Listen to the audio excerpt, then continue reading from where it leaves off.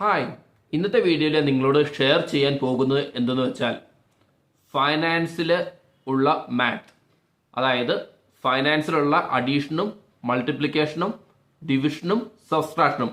ഇതാണ് മാത്തിൻ്റെ ഏറ്റവും ബേസ് ആയിട്ടുള്ള 4 കാര്യങ്ങൾ. ഇത് എല്ലാ ഫൈനാൻഷ്യൽ ആക്ടിവിറ്റീസിലും, നമ്മുടെ പേഴ്സണൽ ഫൈനാൻസിൽ ഇത് ഓരോ കാര്യം ആപ്ലിക്കബിൾ ആണ്. അത് കൃത്യമായിട്ട് നമ്മൾ ഫോളോ ചെയ്തിട്ടുണ്ടെങ്കിൽ നമുക്ക് നല്ല രീതിയിൽ നമ്മുടെ പേഴ്സണൽ ഫൈനാൻസിനെ മാനേജ് ചെയ്യാൻ സാധിക്കും. ശരിയും ഈ പേഴ്സണൽ ഫൈനാൻസ് എന്ന് പറഞ്ഞിട്ടുണ്ടെങ്കിൽ അതൊരു സ്കില്ലല്ല, പക്ഷെ അതൊരു ഹാബിറ്റാണ്, അല്ലെങ്കിൽ അതൊരു റിലേഷൻഷിപ്പാണ്. നമ്മൾ ആ റിലേഷൻഷിപ്പിനെ നമ്മൾ കൃത്യമായിട്ട് മാനേജ് ചെയ്താൽ മാത്രമായിരിക്കും ആ റിലേഷൻഷിപ്പ് നല്ല രീതിയിൽ മുന്നോട്ട് പോകത്തുള്ളൂ. അപ്പോൾ ഞാൻ ഇന്നത്തെ സ്റ്റോറിയുടെ ബേസ് ഇങ്ങനെയാണ്. ഒരു പയ്യൻ ഫൈനാൻഷ്യലി നല്ല രീതിയിൽ സ്ട്രഗിൾ ചെയ്യുന്നു, അവനൊരു ക്രൈസിസ് വരുന്നു. അന്നേരം അവൻ്റെ ഒരു പരിചയത്തിലുള്ള ഒരു അങ്കിൾ, അതായത് അവൻ്റെ ഫാദറിൻ്റെ ഫ്രണ്ടിനെ പോയി കാണുന്നു. അദ്ദേഹത്തെ കാണുന്നത് പൈസയുടെ ആവശ്യത്തിനാണ് കാണുന്നത്.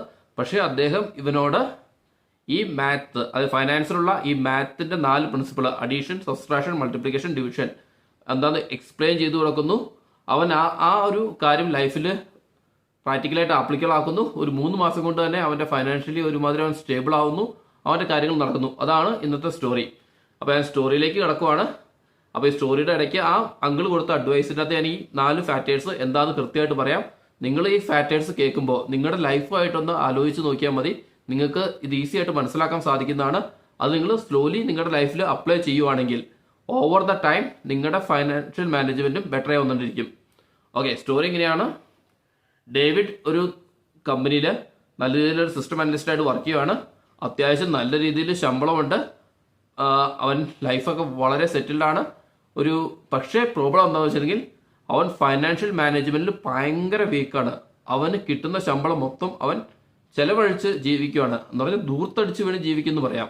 അവൻ പുറത്തുനിന്ന് ഫുഡുകളെല്ലാം കണ്ടമാനം ഓർഡർ ചെയ്യുന്നു, കുറേ വേസ്റ്റ് ആക്കുന്നു. പുതിയ എന്ത് ഗാഡ്ജറ്റ് വന്നാലും അവനത് മേടിക്കുന്നു. ഡെയിലി പുതിയ ഡ്രസ്സുകൾ മേടിക്കുന്നു. 2-3 ദിവസം ഇട്ട ഡ്രസ്സുകൾ വരെ കളഞ്ഞിട്ട് പുതിയത് മേടിക്കുന്നു. അങ്ങനെ ശമ്പളം കിട്ടുന്നതെല്ലാം ചിലവാക്കാനും ലൈഫ് എൻജോയ് ചെയ്യാനും എന്നുള്ള രീതിയിലായിരുന്നു അവൻ്റെ ലൈഫ് പോയി കിട്ടുന്നത്. ഏകദേശം 29 വയസ്സായി. വീടിൻ്റെ റെസ്പോൺസിബിലിറ്റീസ് ഏറ്റെടുക്കേണ്ട പ്രായമായി. അതൊന്നും ചെയ്യാതെ അവൻ്റെ ലൈഫിനെ മാക്സിമം നല്ല രീതിയിൽ എൻജോയ് ചെയ്ത് ആ ഒരു ലൈഫ്, ഒറ്റ ലൈഫുള്ളൂ, നല്ല രീതിയിൽ എൻജോയ് ചെയ്യണം എന്നുള്ള ഒരു ആറ്റിറ്റ്യൂഡിലായിരുന്നു അവൻ ജീവിച്ചിരുന്നത്.